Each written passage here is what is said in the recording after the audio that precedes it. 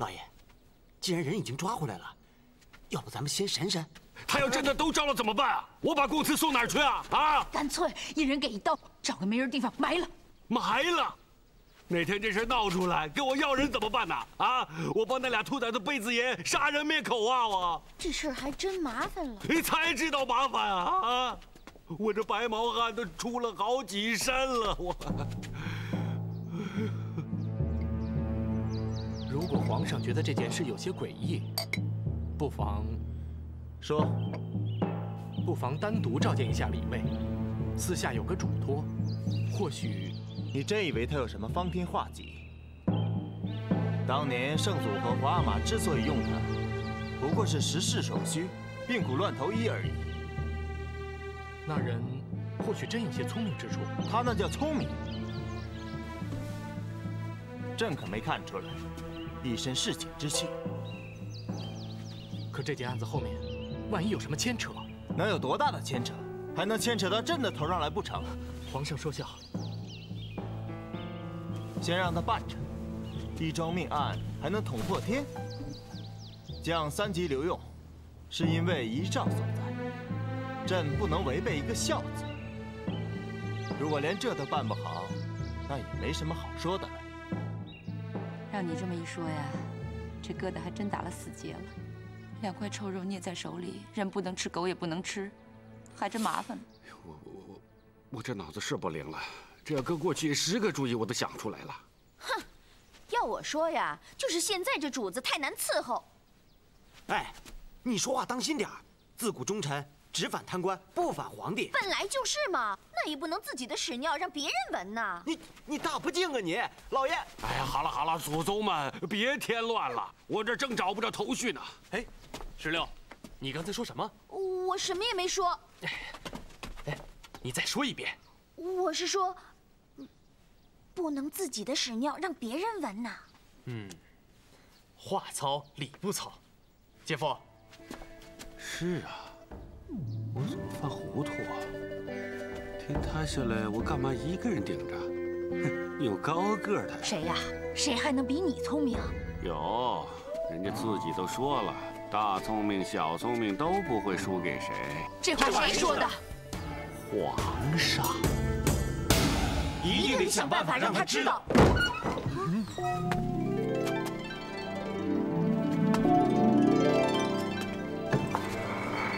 十方世界是全身，阿弥陀佛。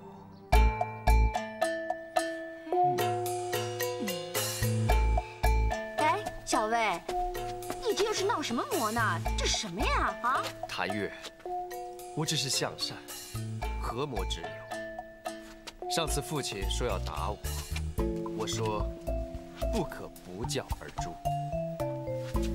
如今儿子迈出这一步之前，亦不可不宣而退啊！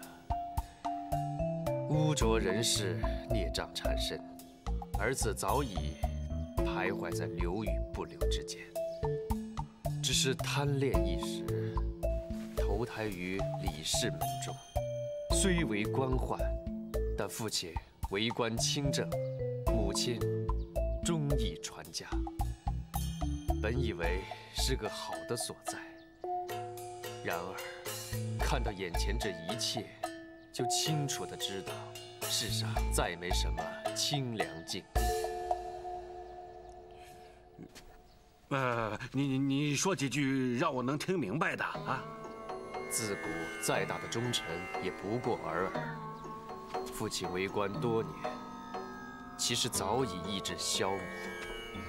如今想平平安安足保余年，如果因为儿子的莽撞无知，给您惹了些麻烦，请父亲看在我亡故母亲的份上，多多宽宥。哎，小魏，你到底要干什么？先剃度出家，更名改姓，置身方外。以后的所作所为与李家再无关系。什么？接着说啊，然后在背下状纸，将事情的前前后后写个清清楚楚。到午门前，撞了景阳钟告御状，直达天听。就算是要滚钉板、凌迟寸歌，我一人担当。哎呀，你发烧了，你有病啊！哎，没病没病，挺好挺好。爹啊，没有白打你，还颇有长进。哎，这事儿啊，我们爷俩想到一块儿去了啊！哎，来，我说打个岔，来，您老请坐啊，请坐。干什么啊？你不是要告御状吗？写状子啊？怎么写啊？怎么写？哎，你连状子都不会写，还能去撞景阳钟啊？哎呀，就是出了家以后也是麻烦，人家都磕上头了，你还不知道该念哪本经呢？哎，我问你，这道御状，你想告谁啊？告谁呀？我想告命案的元凶。元凶是谁啊？哦，闹了半天，你们是想考我呀？以为我不知道吗？爹，你刚才说的那些，海局全听到了。元凶就是八爷、九爷的那2个儿子。嘘，那2个可是贝子爷，皇上刚刚赏的。我舍得一身剐，就不管他是谁。好，硬气。证据呢？那2个刺客，让他们指证，抓他们出来，供出来的就是证据啊。怎么供出来啊？审他们呀。谁审呢？当然是爹您审了。哎呀，我要能审的话，还用得着你告御状吗？那我审。哟，请问您是极品顶戴啊？你能在这审犯人啊？那到底怎么办啊？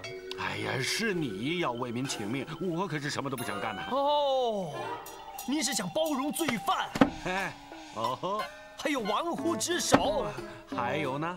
拿着朝廷俸禄不干事，你这小魏，你瞎说什么？又哎，别拦着，这孩子急糊涂了。哎，不，这小子难得明白一回。来，就这么写啊。这写什么？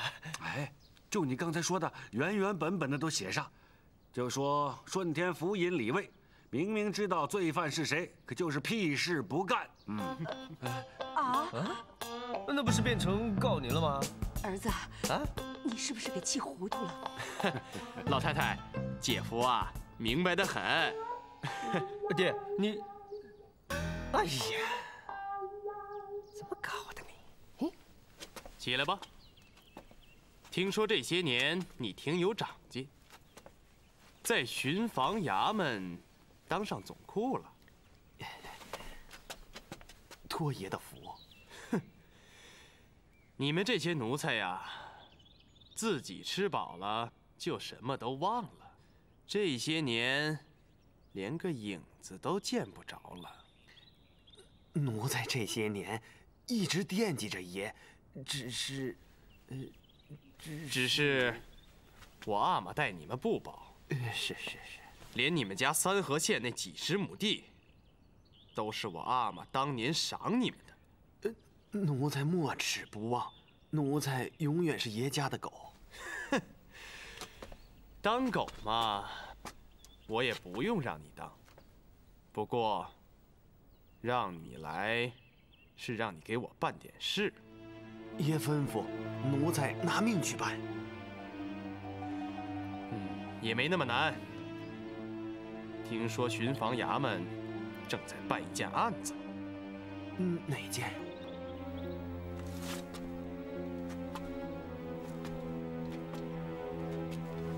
什刹海的命案。是抓得正紧呢。你给我留点神，有什么进展告诉我一声。特别是抓了什么人，是不是嫌犯，不能耽误。爷怎么？不用多问，也不许说出去，就告诉我一个人。听着，皇上已经还了我的爵位，你要是不听话，我照样能用家法处置你。奴才照办。去吧。这。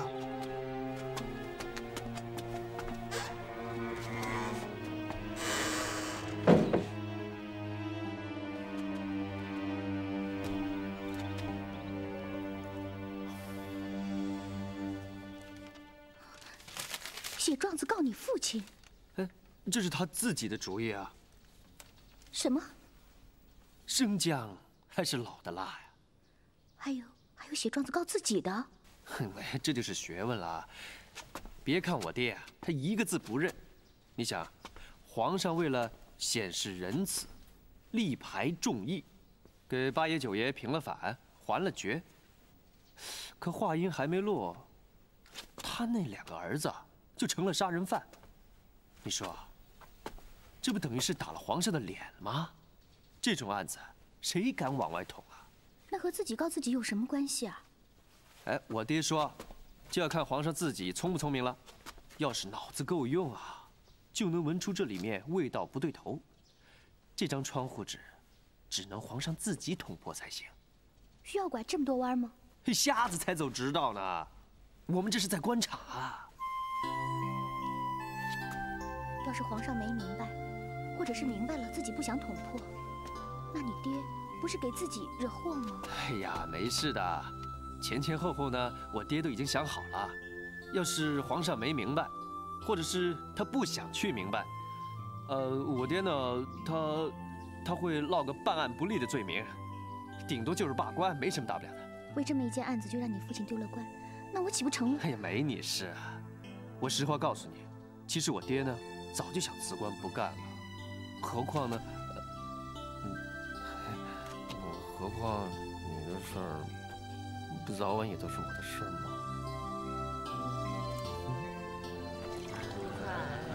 新鲜的蔬菜啊！可以。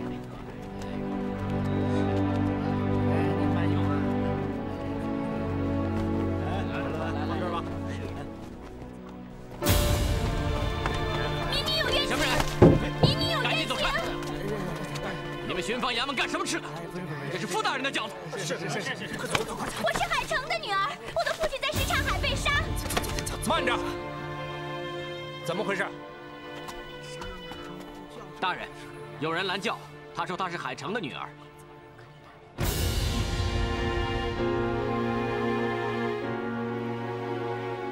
带他回府。这。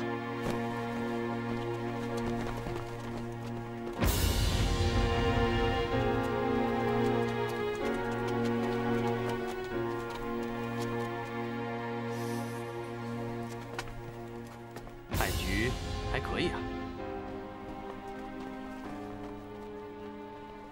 没想到这傅恒还挺年轻啊。要不怎么说人家是新贵呢？这家伙好不好色？你说什么？我说他好不好色？没听过那句话吗？别狼没吃着，先让狗给吃掉了，怎么办？你可真行啊你！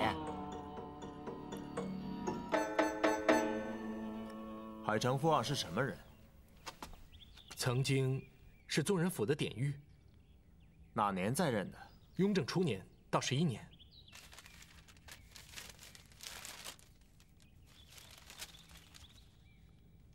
海城的女儿状告吕卫，有意思。我记得皇上说过，这件事有蹊跷，味道有些怪。这么个案子对他来说不是一件难事，为什么要推三阻四的呢？那天被成亲王追问成那个样子，连声都不敢吭。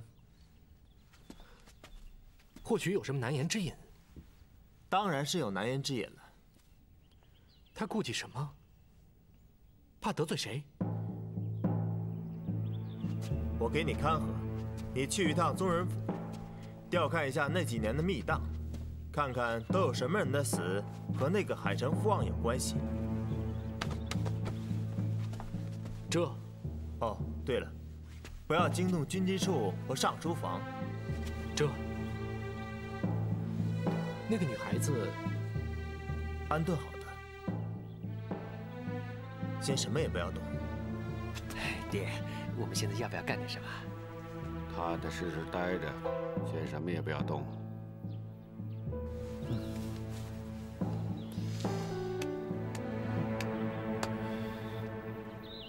海城的闺女，没听错。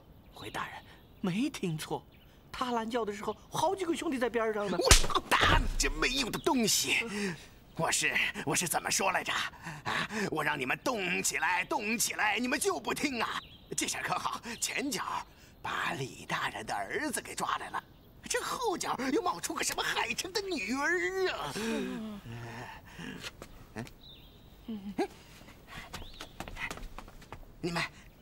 你们还让他拦了傅大人的轿子，那是什么人？你知道吗？那是傅恒，傅贵妃的弟弟，军机处上行走，皇上面前1等1的红人啊！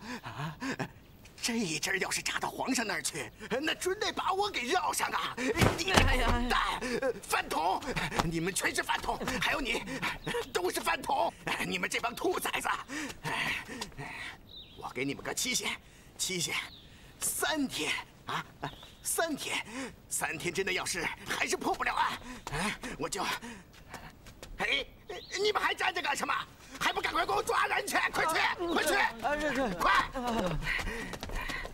快跑！跑快点！哎呦，你还在这跪着干什么？你也给我抓人去！哎呀！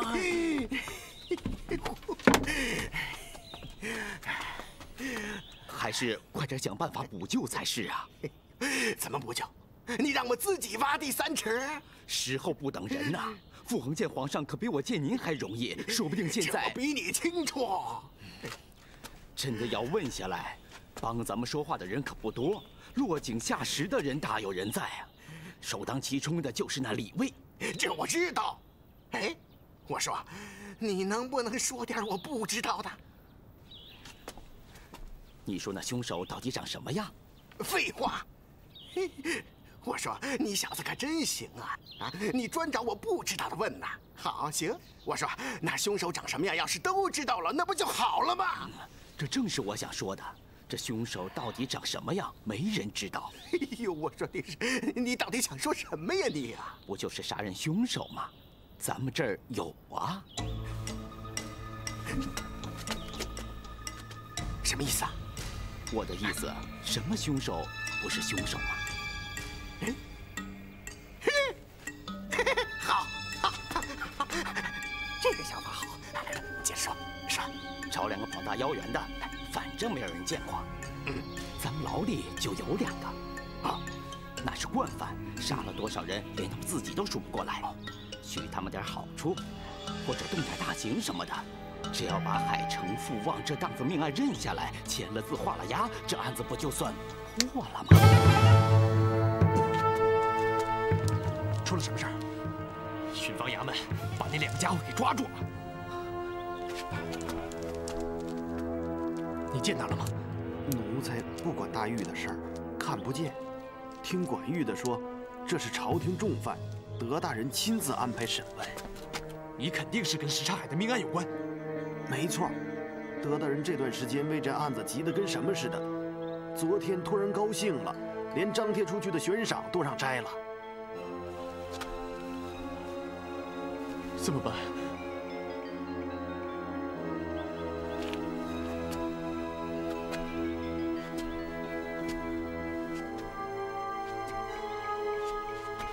审出什么来没有？还没开审。奴才来的时候，他们正准备刑具。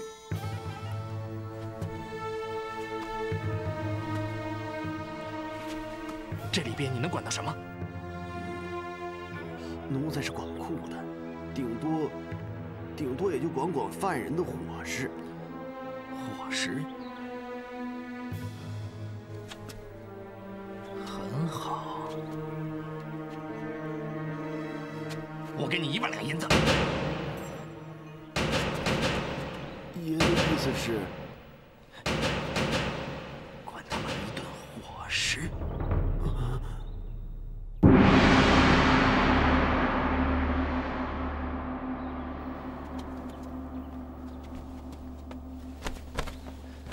回主子，臣去了宗人府。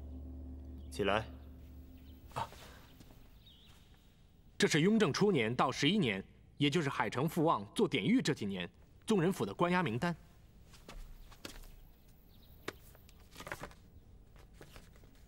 如果按寻仇的路子想，应该是这几年死在宗人府的，否则仇不会这么大，要杀2个满门。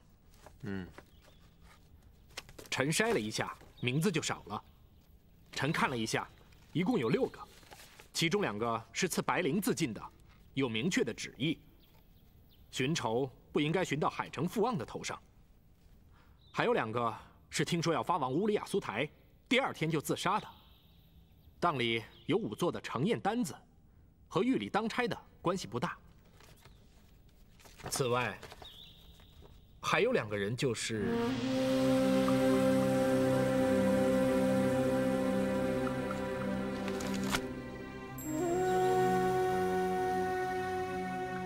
对8爷9爷的死因，上面写得很含糊，只写了因病暴卒。只凭这个名单，也许说明不了什么。就凭李卫缩手缩脚的，恐怕就已经说明什么了。我看，皇上一时不必想得太多，只凭一个拦轿喊冤的，不能就是依据。朕也不愿意往下想。要不，臣去和李卫谈谈，言谈话语中，也许能听出些什么。也好，不过他鬼得很，你要小心，别没套出他什么来，反倒把你套进去了。不会，我还是第一次到你府上。外面的院子该修一修了。哎呀，种地的出身，有地方住就不错了。那些什么天棚、鱼缸、石榴树，摆在我这儿也没用。哎，不瞒您说，我娘在后边还养着鸡呢。有言道：“诗堪入画，方称妙；官道能贫，可谓轻嘛。”行，你瞧瞧，你4、6句一来，我就不知道是怎么回事了。右介，你好诙谐。不过，为官一事，最后能落一个清字，那就是上品了。那是，这话让您说着了。可是众口难调，前2天就有人拦我的轿啊。拦轿喊冤，这倒是常有的事儿啊。可这个拦轿的人递的状子，和你李大人多少还有些瓜葛呢。哦，真的？被害的那个海城有个女儿，你知道吗？好像听说过。不止听说过吧？这上边可说你艳遇不轻，明知罪犯何在，却有袖手包容之嫌。这话可严重了。也不必在意。苦主情急，难免有所夸大嘛。中堂，你没把这事情捅到皇上那儿去吧？右介，你看我是那种以邻为壑的人吗？同朝为官，大节上不可疏忽。这小事上，还是要通融的。是，中堂是好人呐。右介，这到底是怎么回事？这个有什么难言之隐，我帮你调停就是。你们都出去。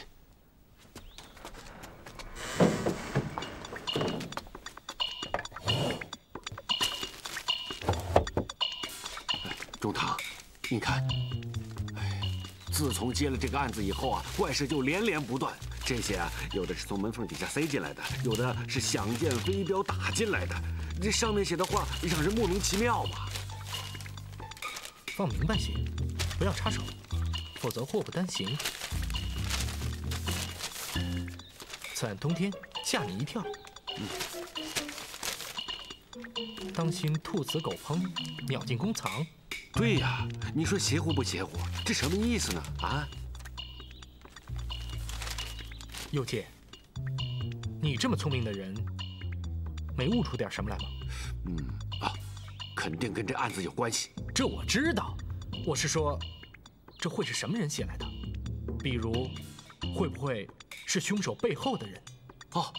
中堂的意思是说，这凶手背后还有人呐？我说，不，我的意思是你说。哎呀，我要能说得上来，不早就说了吗？啊，是啊。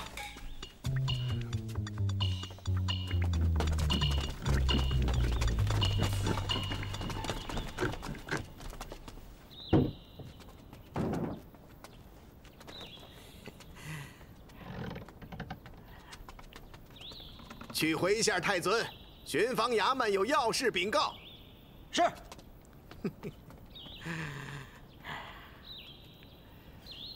哎呀，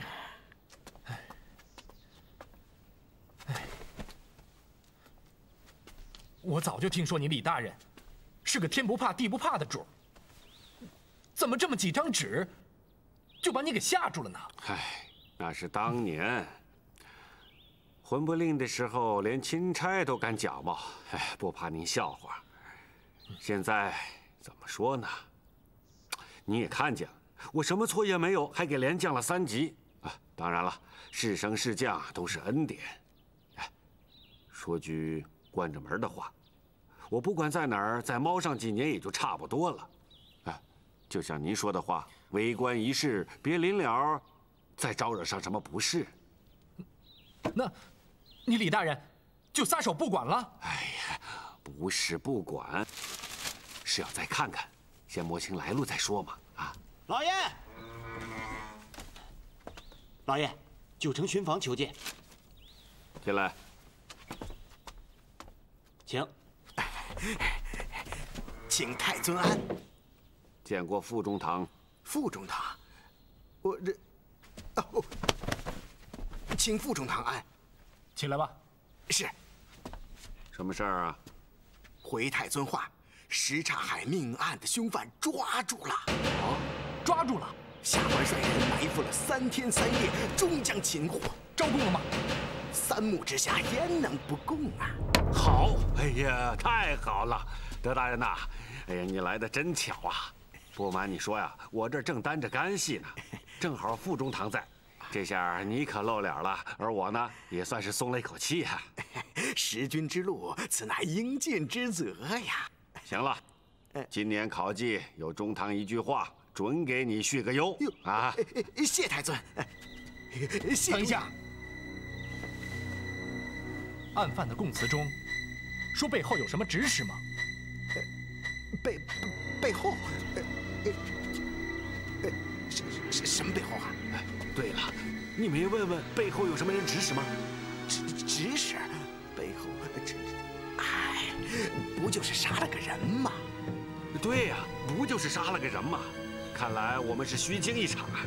杀人偿命，欠债还钱，人抓住了也就万事大吉了啊！结案。结案。哎，等等，中堂，还有什么事项？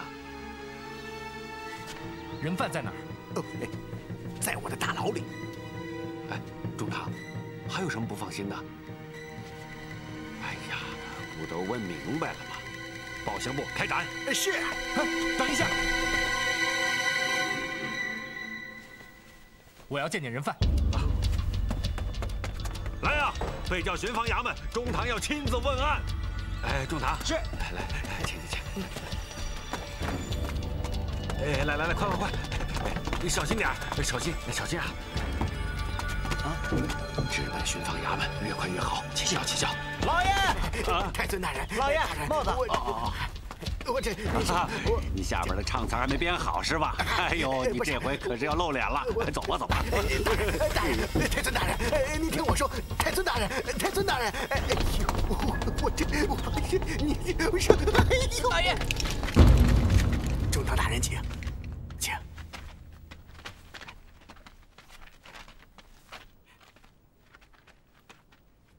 提人犯吧。是。提人犯。提人犯。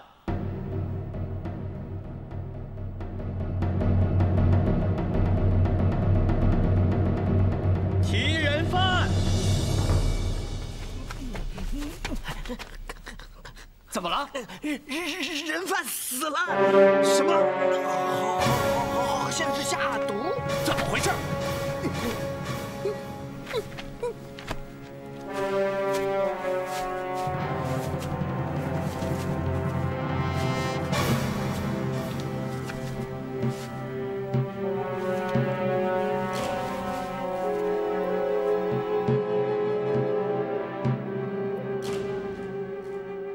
先动手了。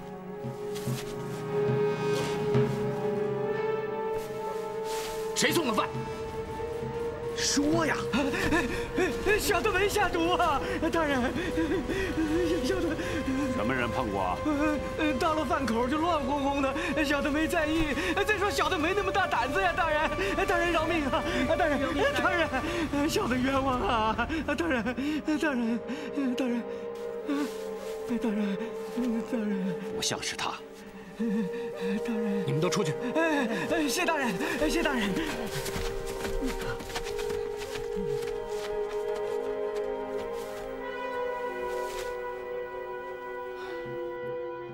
这是杀人灭口啊！真的，敢在这里下手，这也……真凶不远了。哈，难怪皇上这么器重你，这么没头没脑的案子，到了您的手里，一眼就看出了端倪，这才是真宰相啊！想个办法，先把这下毒的找出来。哦，中堂真想追下去？你知道什么？啊，我是跟中堂一块儿来的。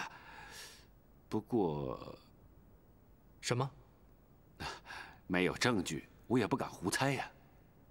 有什么办法能尽快找出下毒的吗？啊，有中堂坐镇，什么都好办，只要您发话。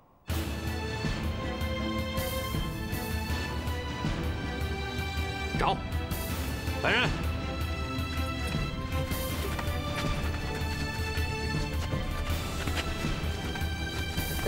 大人，大人，副中堂要亲自主理此案，缉拿真凶。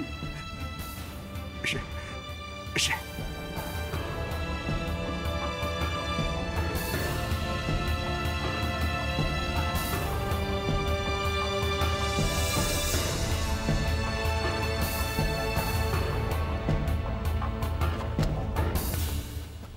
老爷，行了，都准备好了。叫你的人都进来吧。是。都进来，都进来，都进来。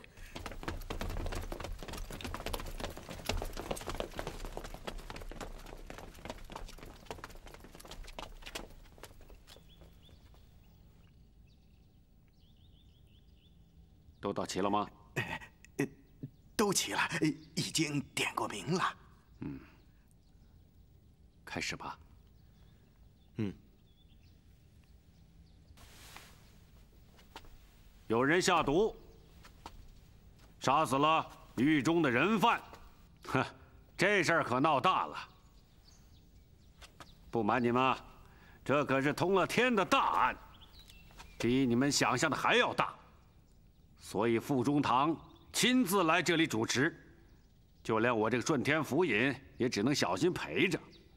现在要找出那个下毒的人。这个缸里装的是验毒的灵药，哎，这药不得了啊！是花剌国的老国王10年才进贡一次的东西，它叫，叫什么来着？啊，叽里咕噜一大串儿。莫了哈里巴勒巴斯。对，就这个名字。这药是副中堂从内务府大库里调出来的，只要你们手上沾过毒，哪怕是轻轻碰到过装毒的家伙，一遇到这个药，你们手掌心的劳宫穴上就会出现像黄豆一样的红点儿，到时候想跑也跑不了。来啊，在，告诉他们怎么弄。这，你们都听好了，将你们的双手放进缸里，尽量张开5指，然后左晃3下，右晃3下。等手心有一股凉意透出的时候，就攥紧拳头，将手提出来，但千万不要张开，一旁等候。听明白了吗？听明白了。还有，这个药怕光，关门，拉帘子。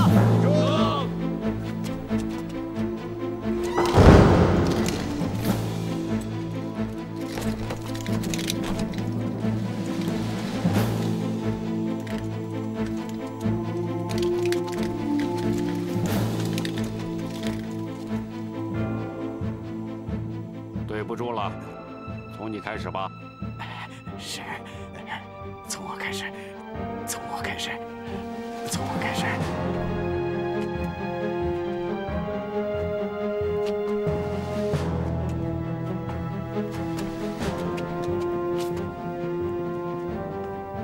德大人，开始吧。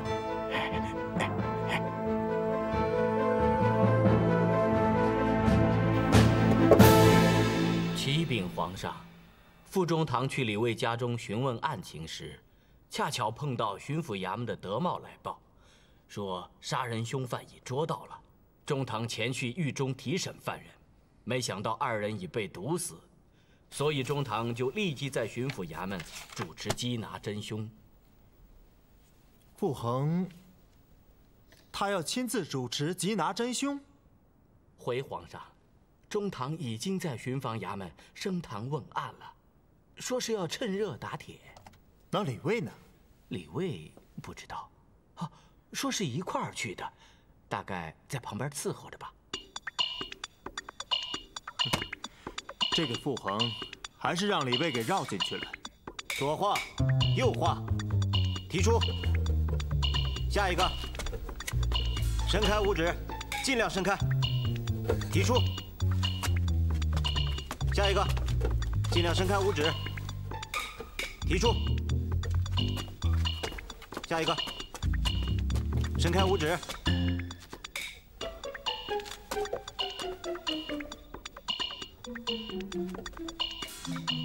你的缸里到底装的什么？一缸臭墨汁儿。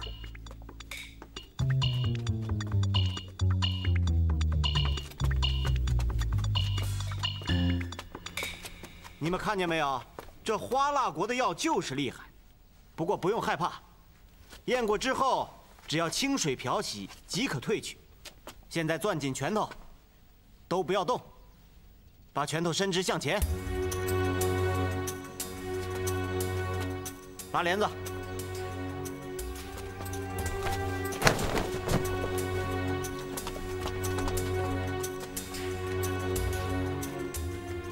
老爷，都好了。傅中堂，请走。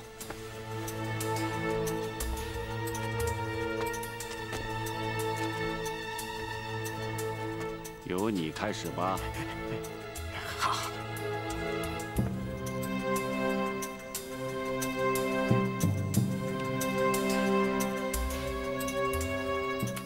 中堂，请。把手张开。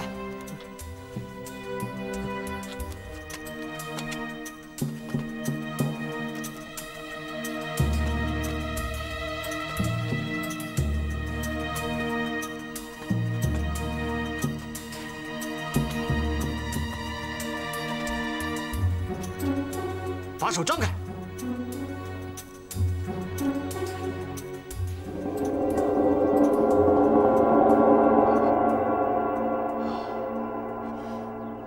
中堂，你看见了吧？后面一排，把手打开。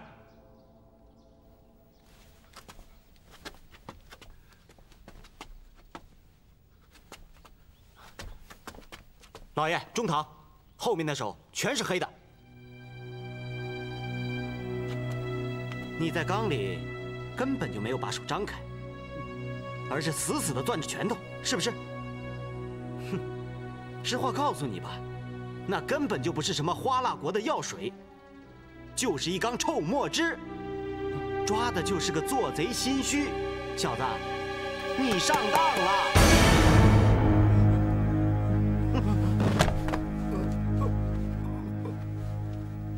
带走。送中堂府。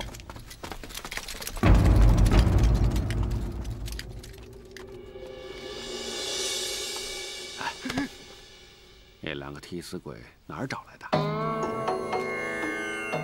老小子，你骗谁呢？哎，这花剌国的药不仅能验毒，还能验谎。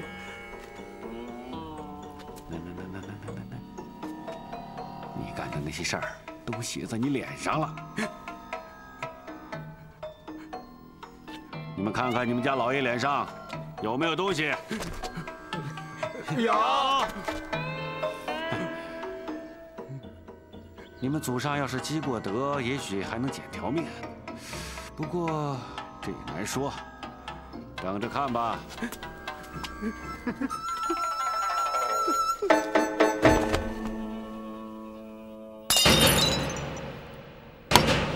朕不顾上一辈人的仇怨，不顾那帮老臣的反对，甚至不顾别人指朕不孝，为他们平反，赐还他们的爵号，还要朕怎么样？就这么还以朕颜色？就这么报答朕的恩典吗？来人，奴才在。传遵府宗令。慢着，皇上，你要再想一想，处置他们不难，可是您刚刚颁了恩旨，转眼就拿办，这未免有损天威啊！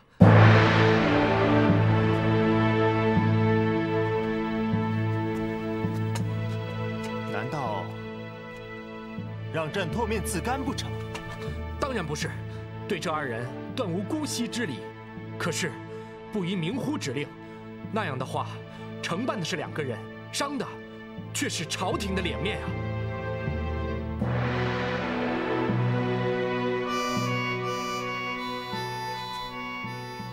这件事都有谁知道？臣是单独审问的那个人，现在除了臣之外，还没有别人。哦，对了，李卫或许有所察觉。或许，我敢跟你打赌，这件事他早就知道了。你不如他聪明，事情出来了，连朕都不知道该怎么办才好。他李卫能趟这道浑水？从在拥邸的时候算起，他在皇阿玛身边转了几10年，我比你了解他。看见没有？最后还是让你把这件事情在我这里捅破。不过，臣也真的佩服他那一肚子鬼点子，弄一缸臭墨汁，就验出了凶手。